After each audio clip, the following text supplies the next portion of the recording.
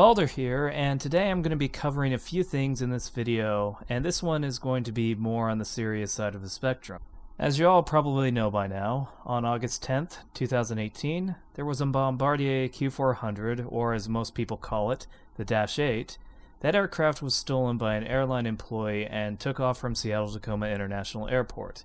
It performed extremely dangerous maneuvers before crashing on a sparsely populated island in the southern part of Puget Sound.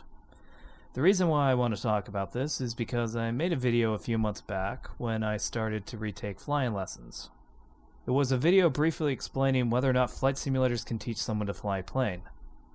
This is not going to be a video to retract my statement in light of a tragic event and say, "Oh no, I take that back, flight simulators don't teach you how to fly, just avoid them." No. If anything, I think now is more important than ever to discuss this. Very little right now is known about the perpetrator, but what we do know is that he was a ramp agent with no flight hours or any mechanical experience with starting up a Q400. Investigators believe that he learned to fly the aircraft in flight simulators, and this statement would make the most sense. When it comes to aircraft, they are complicated machines. You don't just turn a key and start the plane.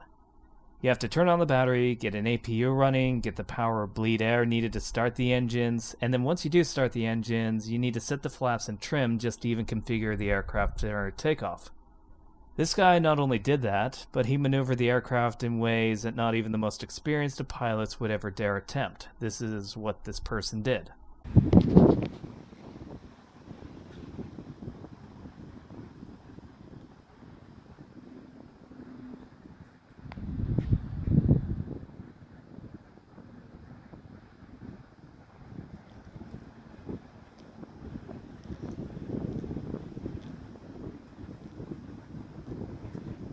What the hell is this guy doing?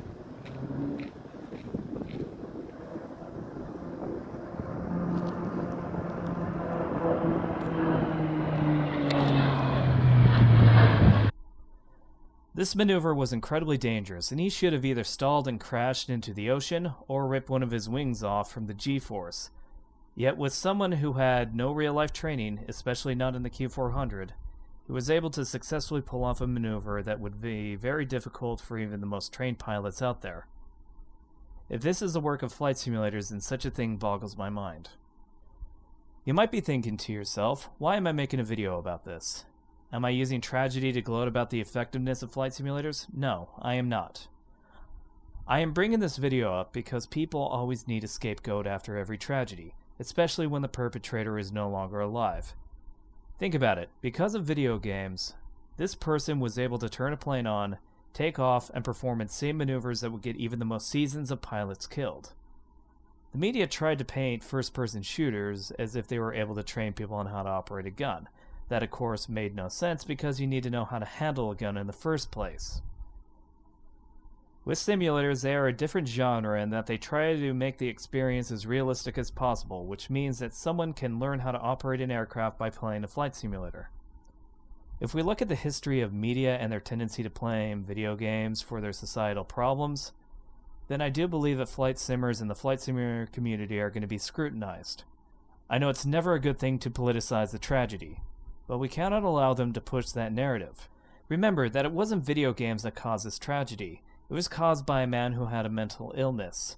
Whatever mental or emotional problems that he had drove him to do this, and this is the real tragedy. We should instead focus on the health and well-being of workers, and we should make it so that people can get help before it's too late. That would be much better than scapegoating a genre that had nothing to do with this whole incident. Either way, I want to end this video with a message. If you feel down, anxious, stressed, depressed, it's always good to talk about it. Seek help. Many companies have employee hotlines to help in their time of need, and there are no shortages of hotlines outside of work if you ever need help. Either way, I do want you guys to have a nice day, and while that isn't always possible, you should know that it never has to come down to this.